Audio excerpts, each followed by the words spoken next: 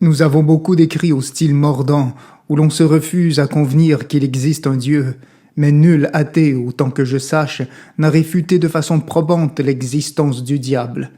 Heinrich von Kleist. Le plus farouche orgueil naît surtout à l'occasion d'une impuissance. Paul Valéry. Soyez sobre, veillez. Votre adversaire le diable, comme un lion rugissant, rôde autour de vous, cherchant qui dévorer. Résistez-lui, ferme dans la foi, sachant que vos frères dispersés dans le monde endurent les mêmes souffrances que vous. Le Dieu de toute grâce, qui vous a appelé à sa gloire éternelle dans le Christ, après quelques souffrances achèvera lui-même son œuvre, vous affermira, vous fortifiera, vous rendra inébranlable. À lui soit la gloire et la puissance au siècle des siècles. Amen. 1 Pierre 8, 11. Si la vie était longue, et qu'on pouvait apprendre tout ce que sur le diable il nous fallait comprendre, il nous faudrait un siècle et davantage enfin, car ces jeux de vipères ont des pièges sans fin. Ce discours incomplet se veut une étopée de cet esprit finot qui, quand l'âme est dupée, l'envenime, l'étouffe et entraînant le corps, les ligote au tombeau de l'éternel mort. L'intelligence est juste en autant qu'elle vise à connaître l'amour, sinon c'est la démise de tout ce qui en elle est sain, pur et normal. Donc l'esprit démoniaque est mort, c'est le méal. L'intelligence en lui n'est rien qu'une machine pour atteindre à des buts qu'il calcule et dessine, mais qui, pour être franc, n'aboutissent à rien. Il ne peut que détruire, il s'est coupé du bien. Il hait la liberté, mais ce mot, dans sa bave, coule à profusion quand il cherche un esclave. Il la prêche, il la veut, il l'encense, et pourtant le maudit ne l'a plus depuis l'aube du temps. Il n'est plus libre alors? Pourquoi? C'est qu'il replonge toujours de plus en plus dans les eaux du mensonge. Dès qu'il atteint le fond, il creuse encore plus bas.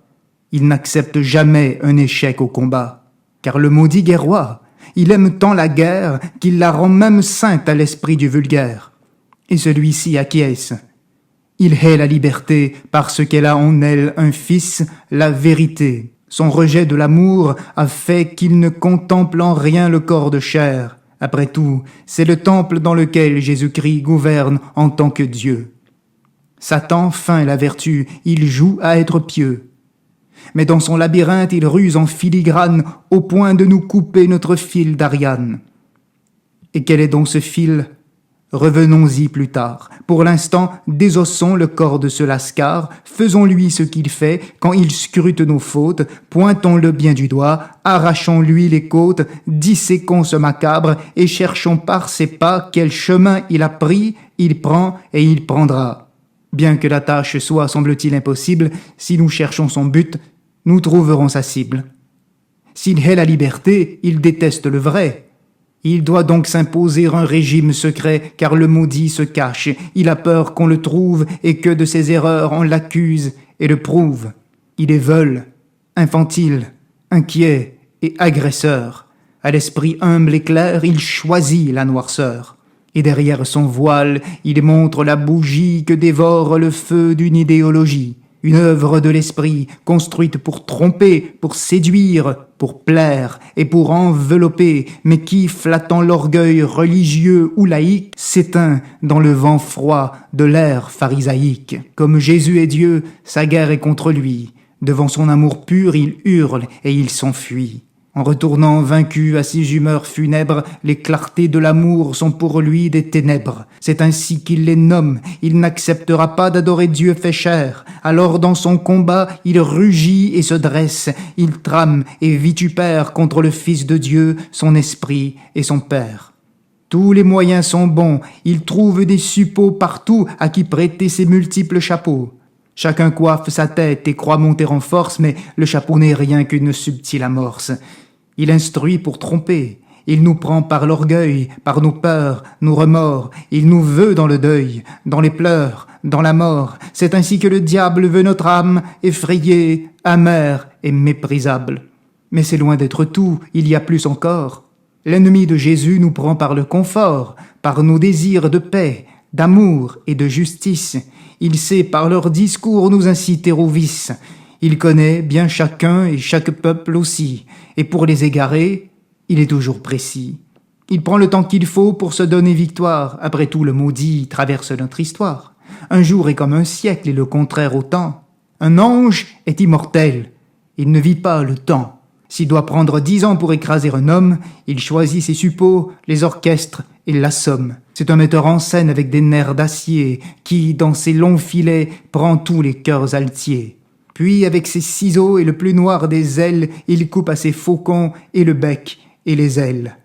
Son but se contrefait. Il rêve qu'en tout lieu on le loue et l'adore à la place de Dieu. Mais pour se faire craindre, il œuvre, il s'exacerbe à monter de nos corps un carnage superbe. Avant même qu'il soit, ses désirs sont perdus.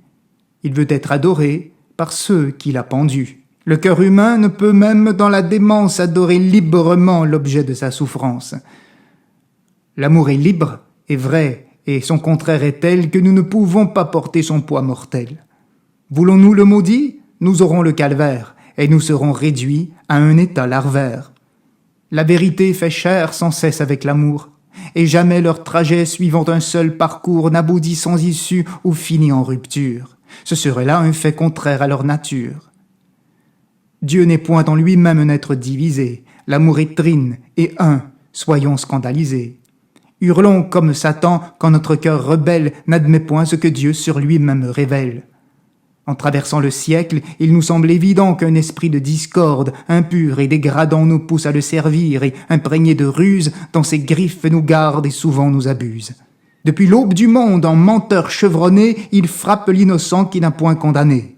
Il faut sans cesse avoir devant sa violence autant qu'on peut de force et même d'insolence.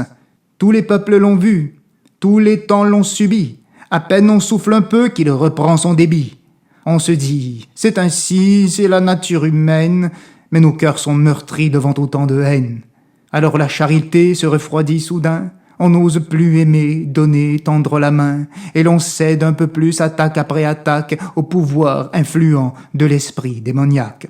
Et pour nuire à nos cœurs, il frappe en légion ce qui les attendrit, la saine religion. Pour nous en détourner, de reproche en reproche, il scie en nous la branche afin qu'on en décroche. Et du prêtre infidèle, il nous pousse à salir la réputation qui nous le fait haïr. On l'attaque aussitôt comme des argonautes dès que ce pauvre prêtre ouvre son sac de fautes. Certains croyants aussi vont jusqu'à l'adorer comme si ses péchés devaient être ignorés.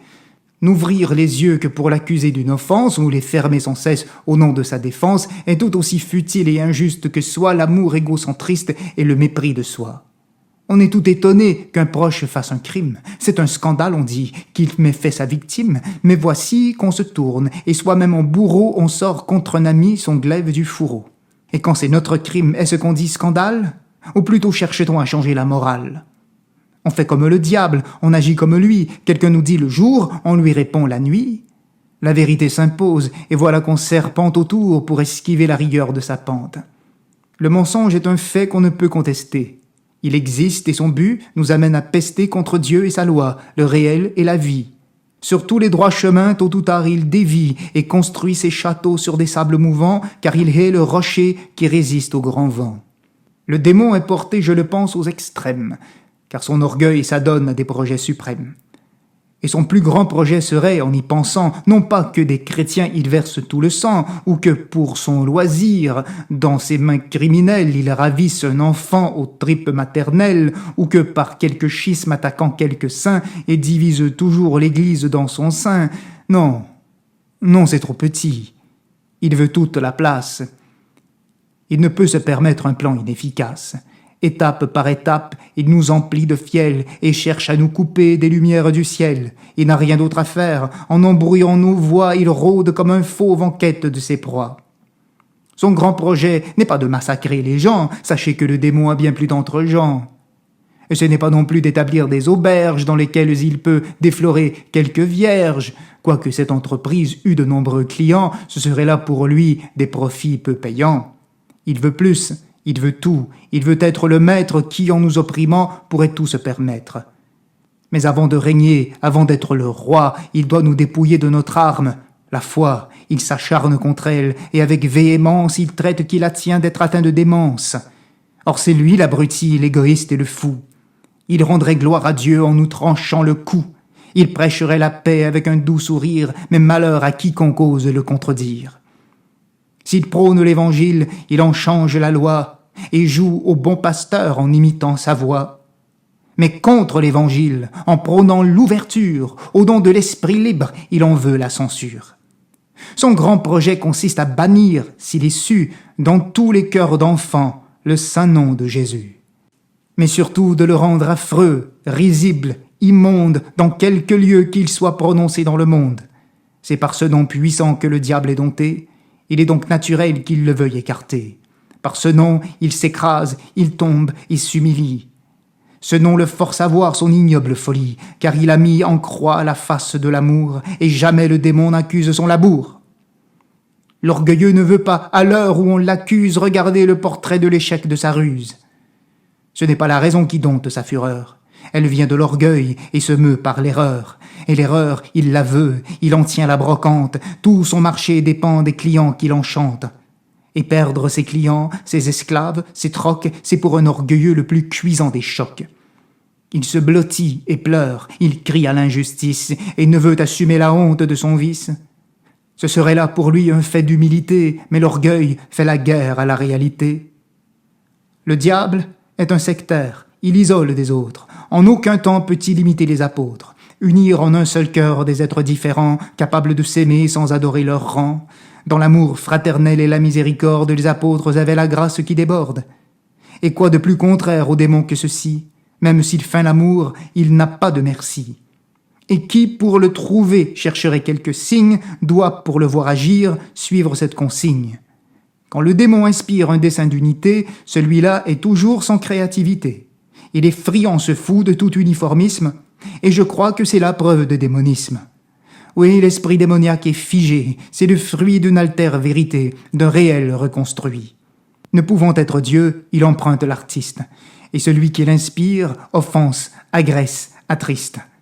Sa force est l'influence, et je l'ai déjà dit, tous les moyens sont bons quand œuvre le maudit. Mais l'artiste est aussi, quand vient la dictature, un des premiers sur qui Satan met la censure. Car qui ressemble à Dieu si ce n'est pas l'artiste? C'est contre lui alors qu'il tire sa baliste.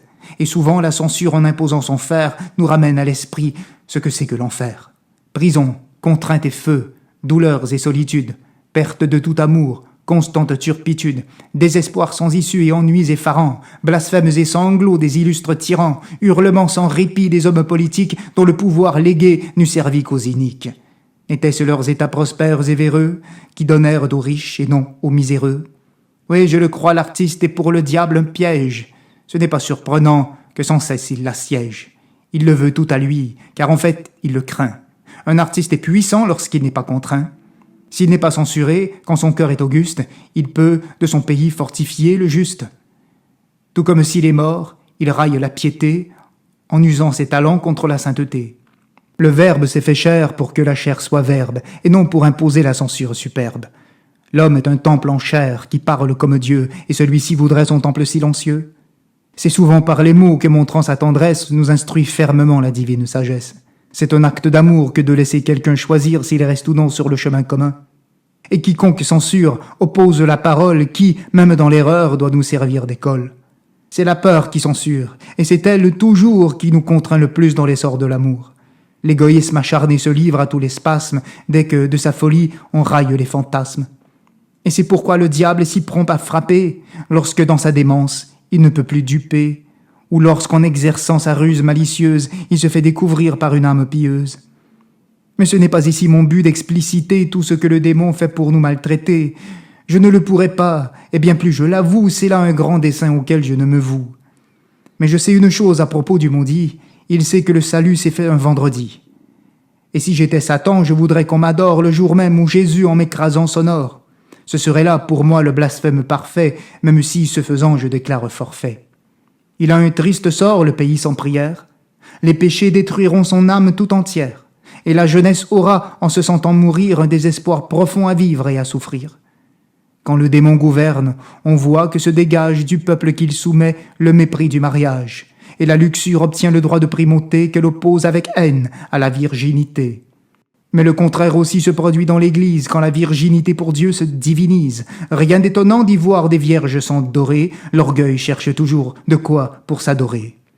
Oui, quand le diable règne, il brûle les bastilles dans lesquelles on garde au repos nos familles. Il ne lui reste plus, quand ses murs sont tombés, qu'à s'acharner sur ceux qu'il n'a point dérobés.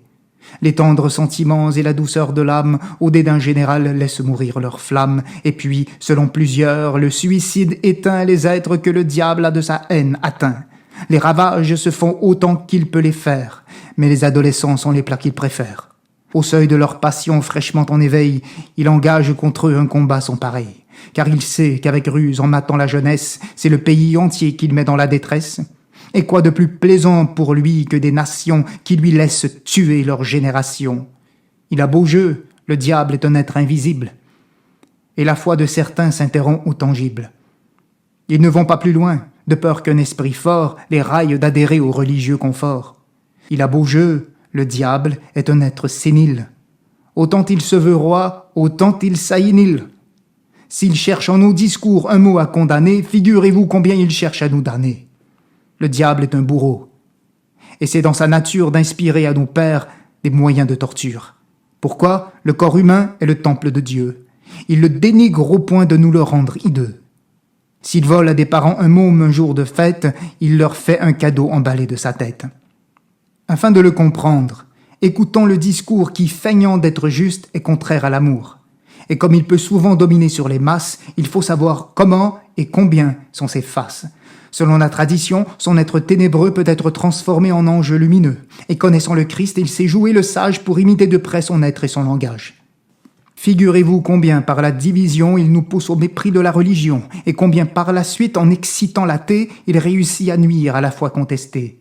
Figurez-vous qu'il peut, sa malice aboyant, se servir de la foi pour broyer l'incroyant, et qu'au nom du Seigneur qui condamne le crime, offrir à son suppôt une céleste prime. Qui peut de droite à gauche, autant que le démon sans scrupule, changer son visage et son nom? J'avais parlé plus haut de ce fil d'Ariane qui, dans le labyrinthe où danse le profane, nous ramène à la porte ouverte sur le ciel. Bien que ce fil soit fort, fragile et essentiel, et que dans ce bas monde il soit notre espérance, ce fil, contre Satan, c'est la persévérance. Du mensonge, il enferme un esprit dans les murs, mais ce fil nous retient de leurs conforts obscurs. Le prince de ce monde est comme un chien en laisse. Quelquefois, le Seigneur le détache et le laisse errer pour un moment, afin que la piété renaisse avec ferveur, force et intégrité. Mais nous ne gardons pas une foi vigoureuse. Alors il faut que Dieu lâche la bête affreuse. Faut-il rire et railler avant que notre cœur, en écoutant ces mots, ne crie encore « erreur » ? Ce discours me paraît un effort inutile quand devant tant de haine, on reste si fragile. Le maudit est dompté, son règne limité, sa défaite et sa chaîne attachent sa fierté. Il reste notre part que le Seigneur respecte, même si, dans sa voix, elle paraît suspecte. Nos cœurs sont-ils créés pour des jours de malheur, non plus que sont nos mains pour essuyer des pleurs? Mais quand le diable agit pour nous mettre en nos urnes, le Seigneur fait de nous des éclosions nocturnes. Et quelles éclosions! Mais quel esprit conçoit ce que l'amour de Dieu nous donne par la croix? Ce qui semble un fléau pour nous jeter par terre n'est rien de moins pour nous qu'un dessein salutaire. Imaginez un monde où nous réussissons par la force de Dieu à tenir les démons. Nous verrons s'effondrer l'empire de la drogue avec l'encagement de ces horribles dogues. Et je sais par la foi qu'ils ont peur de ce jour. Ils hurlent de frayeur au règne de l'amour. Le marasme les prend, et sous les anathèmes, ils roulent dans le feu en criant leur blasphème. Ils haïssent Jésus, et c'est tant pis pour eux. Ils ont choisi l'orgueil, qu'ils restent malheureux.